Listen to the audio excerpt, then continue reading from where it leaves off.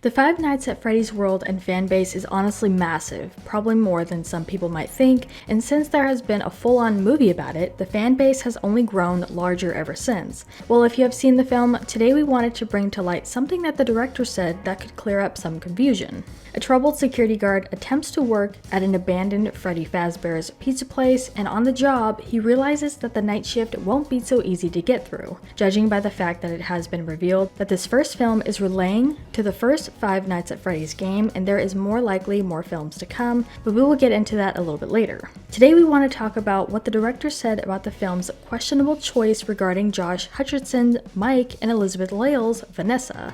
In the new FNAF movie, Vanessa is a local cop whom Mike meets not long after getting the security job at Freddy Fazbear's Pizza. While she's nice, there's something questionable about her from the start, with her being the daughter of a serial killer, William Afton. Director Emma Tammy explained the surprising decision to keep Mike willing to be Vanessa's friend by the end of the movie. What did he bring to the page what did he bring to the role that wasn't necessarily on the page? Oh man, so much. I mean, Matthew Lillard is an icon, and he, stepped into this iconic role with both reverence for what he knew the fan base would want to see, and also, a wild imagination for bringing this character to life in a way that has never been seen.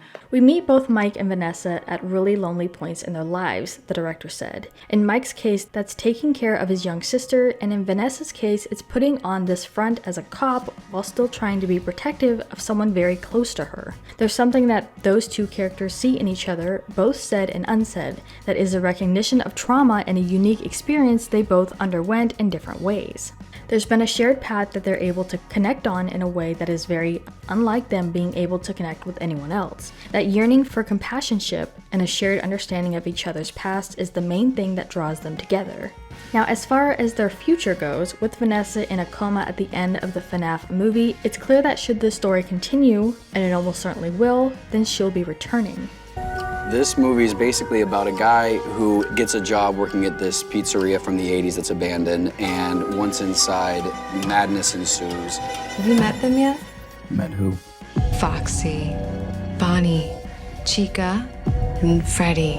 They're really terrifying. I think they're doing their job. They're supposed to be eerie and terrifying. And I'm sure many of you guessed that this wouldn't be the only film to come into fruition, as the director came out and said herself that there are more things planned for this world and so much more story could be told. It was confirmed by Matthew Lillard that he had signed on for 3 film contracts for the Five Nights at Freddy's world, to which the director came out and responded, "We're definitely excited to keep making more movies in this world, should we be lucky enough to do that." This one was tied into the first game, and we would probably focus on tying the second one into the second game, and so on and so forth. But anything could happen, we'll have to see. Given that the film is already a hit, scoring over $200 million in the box office, it's safe to say that they will in fact move forward with plans for more sequels to come. How do you decide how much humor to put into a film like this so that you're not tipping the scale? Yeah, I mean, Jordan Peele's a master of that combination, and I've heard him talk too about how the timing of comedy and horror are so similar, which of course is totally true. Like landing a joke and landing a scare are really precise in terms of timing. But in terms of the combination, I think it's like project dependent completely. But we wanted to turn this around to you guys. What are your thoughts on this, and what was your favorite part of this movie, and what do you hope to see in future installments that are already being talked about? Let us know what your thoughts are in the comments down below. Make sure you're subscribed with notifications on for more videos just like this. That's it for today though. We'll see you all next time with a brand new video. Bye guys. The lore is massive, and there was no way we were ever gonna fit everything into one film, nor was it the intention. Sure. So the answer is yes, there's so much to potentially bring into any sequel should we be lucky enough to make them.